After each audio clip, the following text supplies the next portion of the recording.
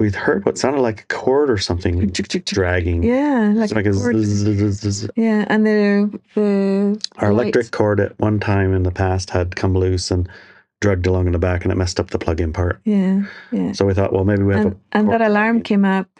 Brake lights. Check your brake lights. Oh yeah, check your brake lights. Yeah. That had happened before, and we thought it was something to do with water shorting out a wire or something like that. I mean, in a different trip, right? Different trip, not this one. So we had fixed all that, but our brakes in the trailer stopped working, had the alarm, and it was making this cord dragging noise. Yes. So we pulled over the side of the road and took a look. Yeah. I walked around the back, and the rim that holds the tire is aluminum, and it was literally grenaded. There was only like parts of it left. Yeah. Welcome to the Driving to the Rest podcast. This is Inelia. And this is Larry. Just a quick note. If you're hearing this, you're on our free feed, which means you'll only get the first part of this conversation. To access the rest, go drivingtotherest.com and subscribe to the Wisdom Keeper Hour. Join us and our expert panelists for detailed insights and the after party where you're invited to join in the conversation. Head over to drivingtotherez.com and become a subscriber. Your subscription keeps this podcast ad-free and helps us keep the lights on and maybe even get a decent cup of coffee. More importantly, it connects you with a community of passionate wisdom keepers like yourself. So if you're ready to go deeper, join us at drivingtotherest.com and support the journey.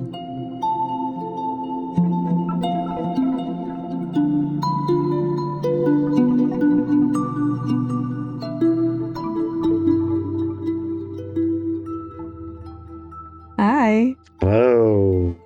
There and back again, Tires, Wind, Quartz, and Legends of Line, Chapter 1.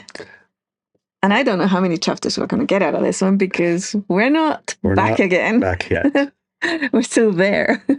Yes, we are in Colorado. And it was a drive to get here, and it was a drive and a half. So We'll start the story with getting here. Yeah, I'm going to read the article that comes with this podcast. A flat tire in heaven. At the end of the very first day on the road, we had a destructive blowout of one trailer tire. As Larry was changing the ruined one, the tire next to it was also damaged and went flat. 2 flat tires. 1 spare. If you don't know, most trailers have a spare tire. They do. And it's underneath, and you take the bolts off, or it's in the back and you take the bolts off, and you have a spare tire.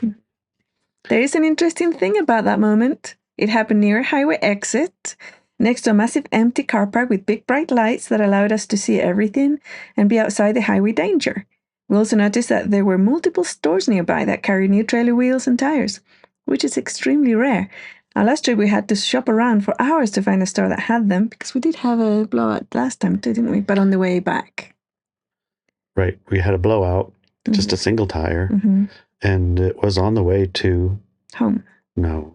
Wasn't it? It was on the way to the hot springs. We were late because of it. Oh, yeah.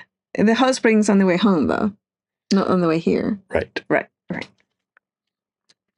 This brought us to discuss good and bad news. And while things may happen, as often as not, when the light rises and becomes formed, things will happen where support is most available.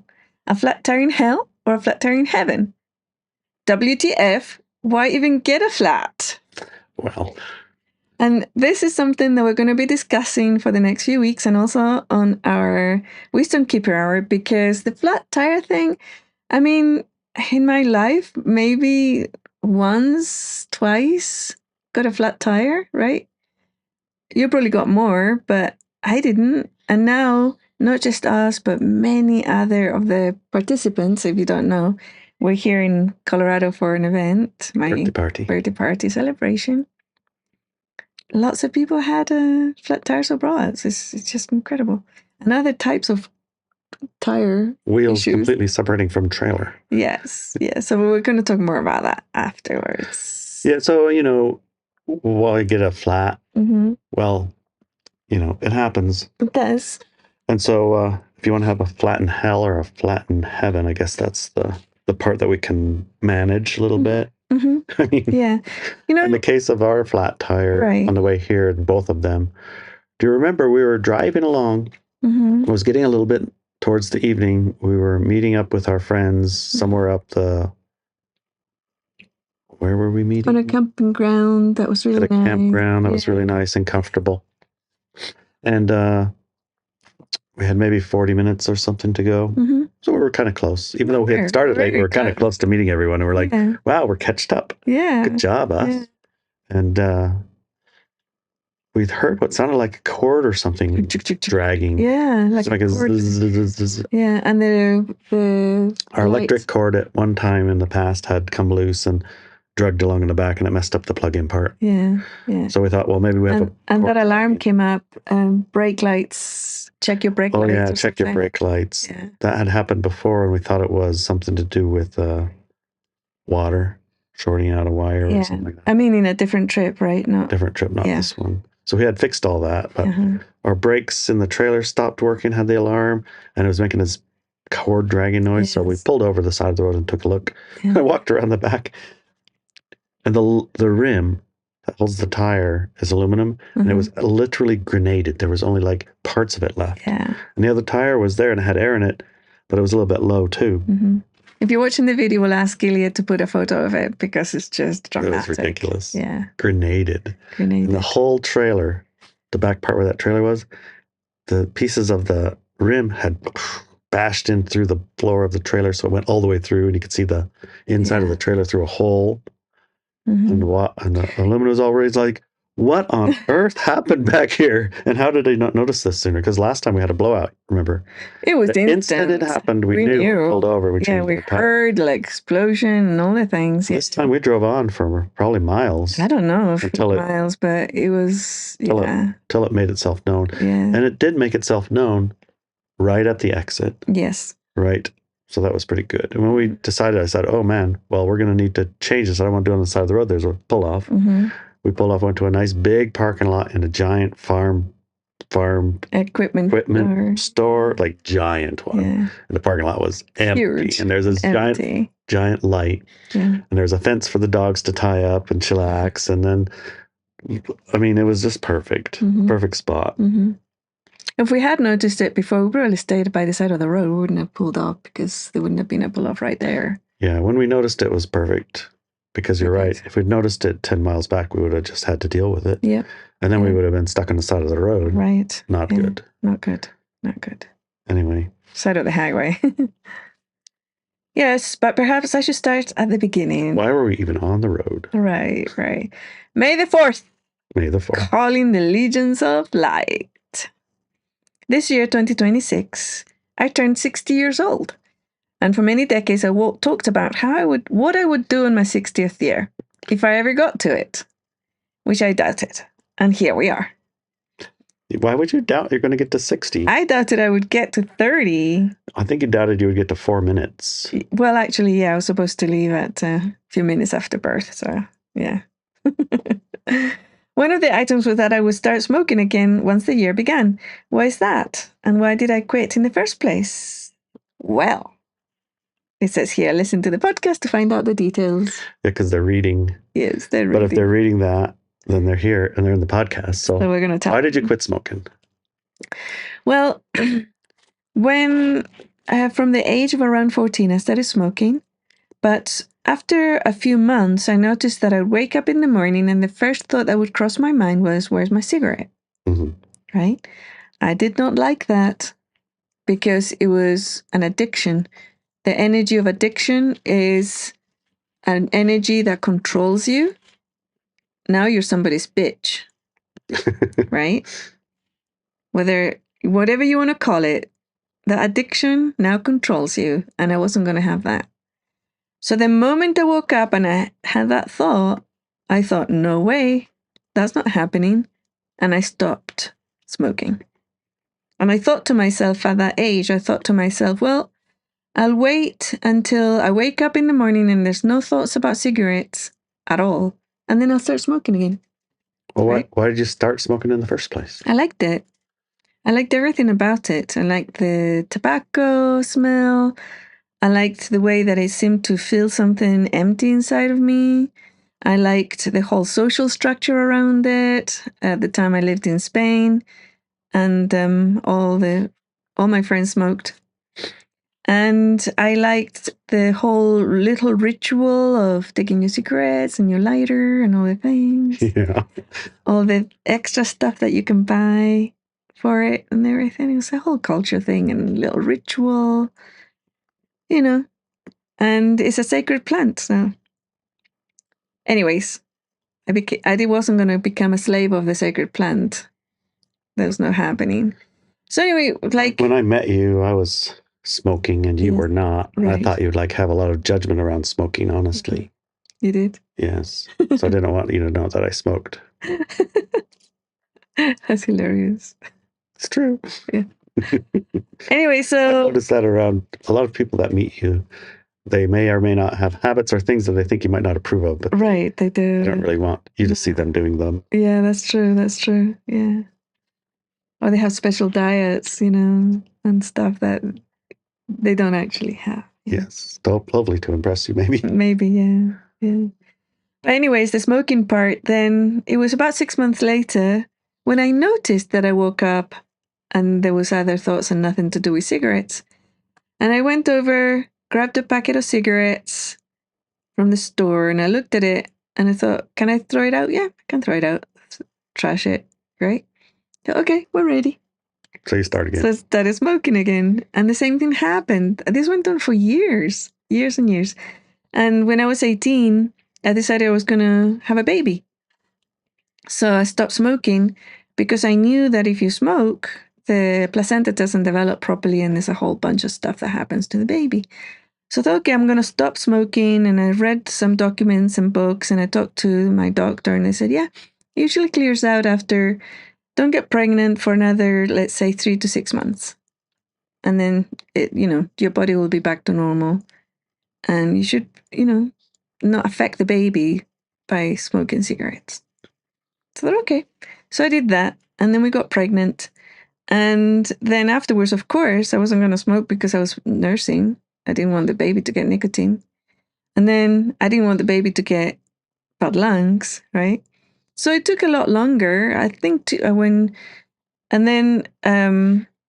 she was 2, I decided to have another baby, right? So, or 1.5, whatever it was. I wanted her to be 2 years old before the next baby came.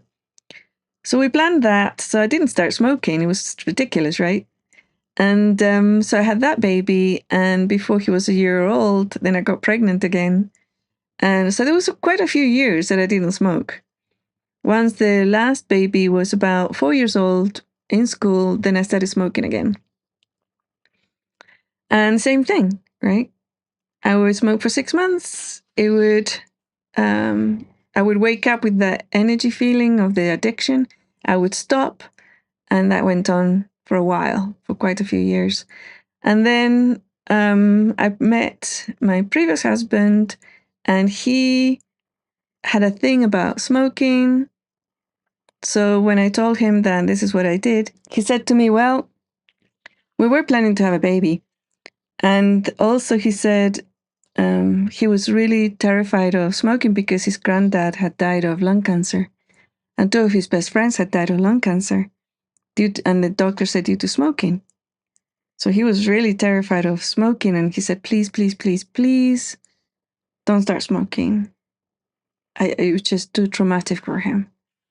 I said, okay, I'll tell you what I said. I won't smoke until I turn 60. But on my 60th birthday, you better be prepared because it's going to happen. And he started counting in his head. He says, okay, deal. So it's okay, well, let's make a deal. And that's when I decided it, right? It's fine. I wasn't like pulled to addiction, but I really like smoking. So I didn't want to give it up completely. I decided when I would turn 60, I would start smoking again. And then when we got together, I remember being like, yes. Yeah. All right. How long is that? Like 10 years, 12 years? We could start smoking? Okay, cool. Okay. Cool. I had quit smoking too. Yeah, you had to quit smoking, which annoyed me greatly because now I was with you instead of this other person. So I could go ahead and start smoking, right? Not wait till I was 60. And then he says, I gave up smoking. It's like, oh my God. Well, I can't start if he gave up. So I told you the deal. It's all great. I give it to the high five. See you in 60. There you go. I'll light yours, you light mine. Mm-hmm. But then, when the 6 year was coming up, we looked at it. I looked at it, and it just didn't feel right. I had there was nothing attractive about it. Nothing. Zero. So I've gotten used to the freedom of having to be leashed to a lighter and a pack and a spare pack or a carton or whatever. Yeah. So you never had to worry about like not having one in the morning. Right. Because that not having one in the morning is so annoying. Plus, you don't like to allow the addiction to control you. Mm-hmm. And there ain't nothing worse for me than trying to quit smoking. It's like, what a... It would have been a nightmare. Every 6 months, you would have gone through another nightmare. Yeah. Probably wouldn't have taken 6 months for me. No, probably not. A week. A week and it's over. Like, dang, I got to quit already. Yeah. So we decided, it wasn't worth the trouble to quit. No, it wasn't. No. So instead of that, we decided to have a birthday party, a big birthday. For me, it's big because normally it's just you and me and maybe a few of our friends, right, at the Shaman Shack, our tribe there. So, yeah. What was it again?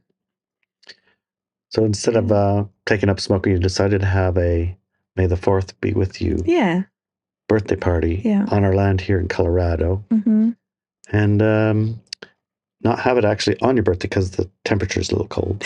Yes. So May the 4th, Star Wars Day fitted because May the 4th be with you, and this is land is a reservoir of power, so the Force is here. Mm-hmm. So May the Force be with you, Star Wars. Light legions, yes. All legions of light come here. Yes.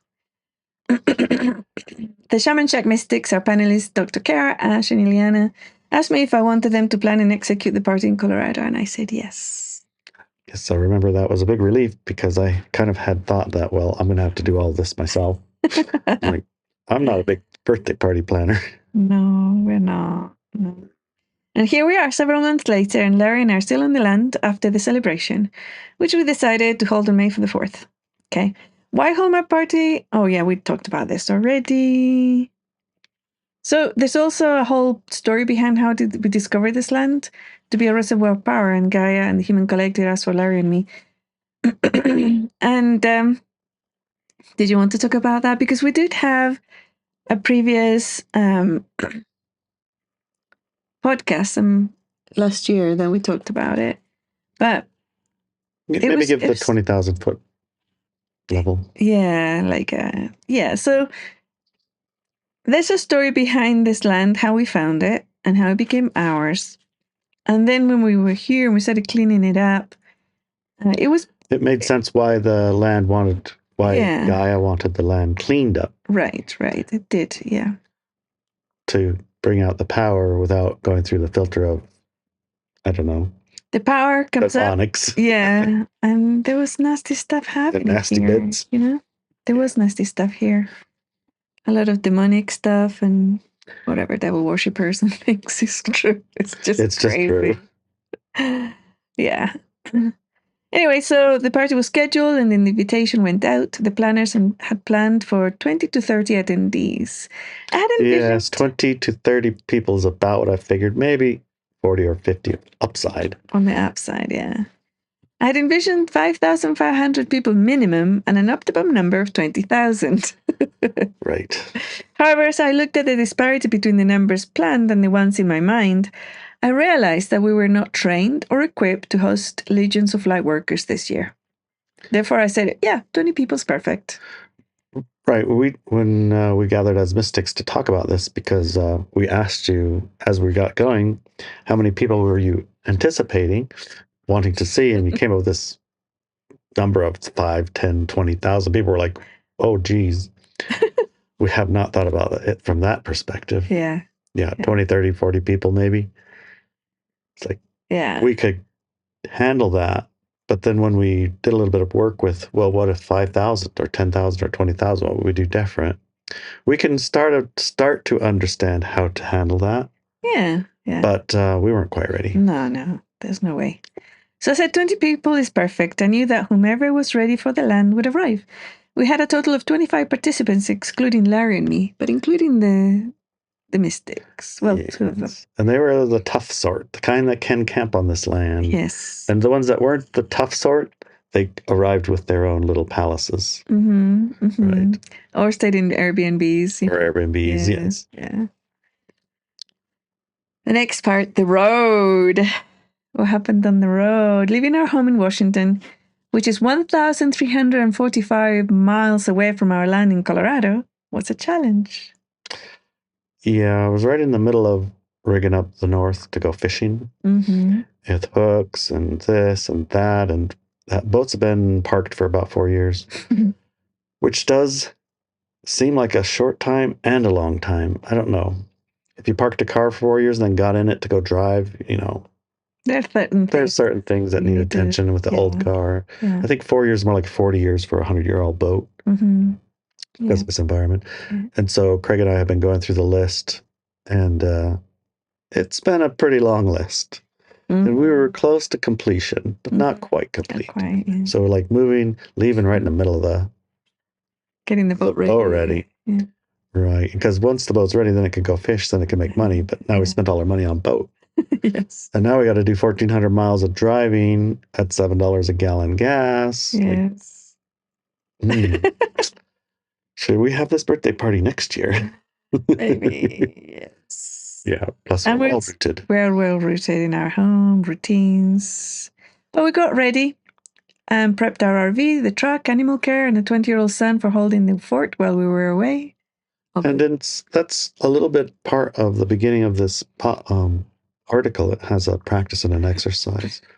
In our case, the way for us to move from where we are, where that's well rooted, to where we are now, which we were not really interested in driving to, not really wanting to leave our home, not really wanting to leave our animals and chickens, and not really wanting to leave our shaman shack and our what we're all routined into. But we had 30 people-ish showing up for us. For you in particular. It's like, you can't not show up. For your birthday party. For your own birthday party.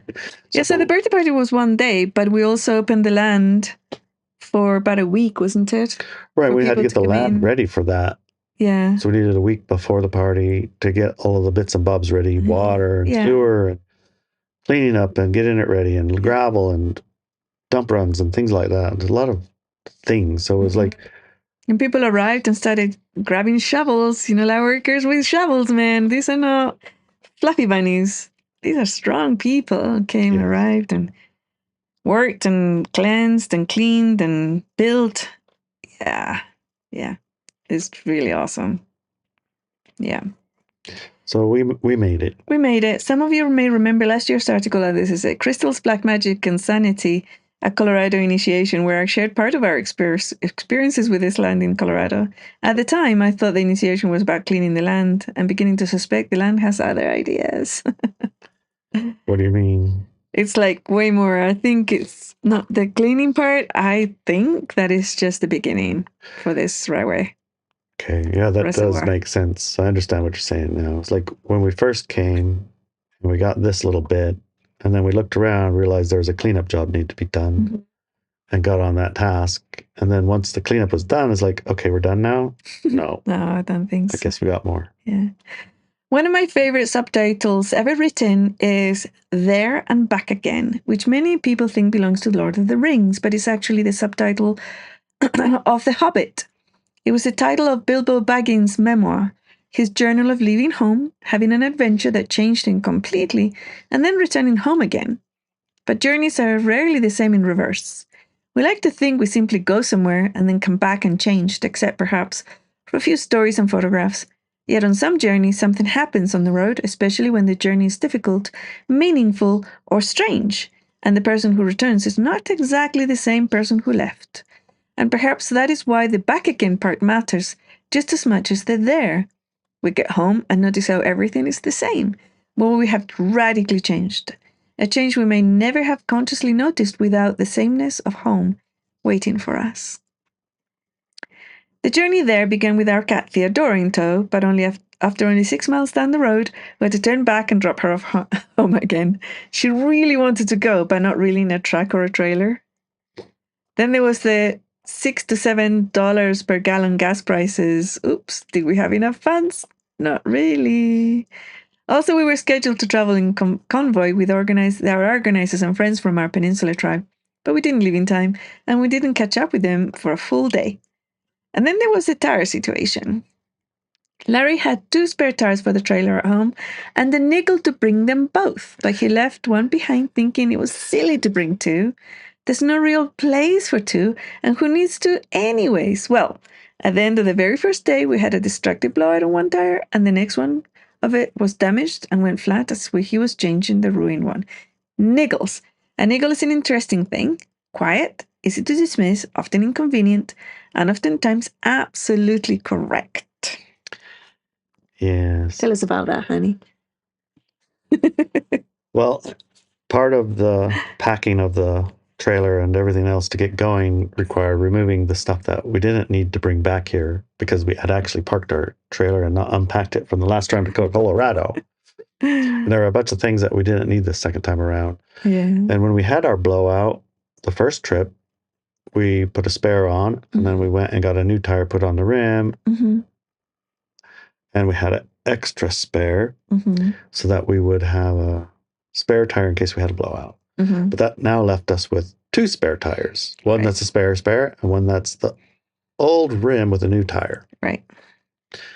And the spare was under the trailer all bolted in and secured where it goes. And the spare rim, tire, the rim with the new tire on it, it's at the Hill House right now, sitting in the tree area right next to where I took it out because we have a spare.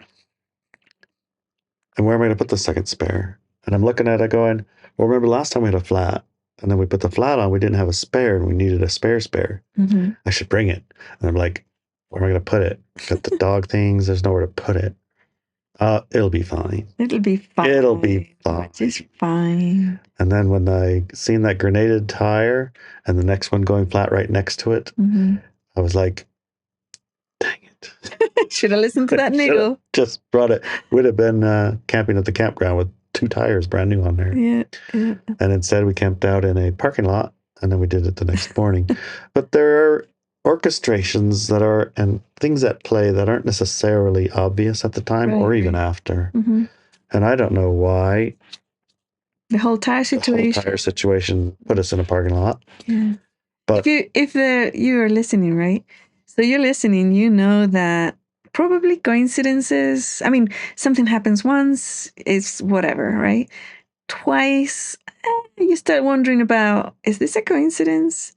But I've got to tell you, this tire situation was like, 4 or 5 things? 5 easily. Yeah, multiple people. And that now is not a coincidence. So go do a little bit of research and start looking at, what does that possibly mean? What could that mean? Yeah. Because it's not random.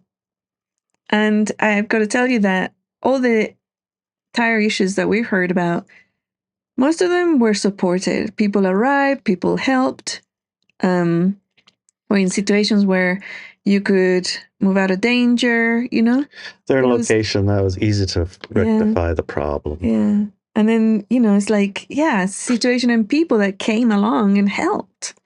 And the net result was almost always, with our trailers and Fred's, they didn't stay where they had been scheduled to. They stayed somewhere else. Right. Yeah. So, but I don't know what the why yet. Yeah. There's a why in there somewhere. Yeah. So maybe we'll figure it out in the second hour. We might, actually, yeah. Or also the Friday at 9 a.m. Pacific. The after party. If you have input on that, what it could mean, just bring it there.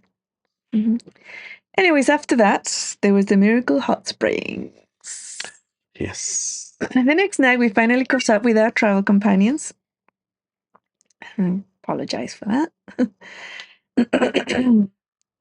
And one of our favorite hot spring locations, Miracle Hot Springs in Idaho, We spent a couple of hours playing in the hot springs, had a wonderful evening meal, and I could sleep. Met the alligator that actually lives there. I thought it was just alligator skin from soaking too long, but they literally have an alligator. They have alligators, yeah.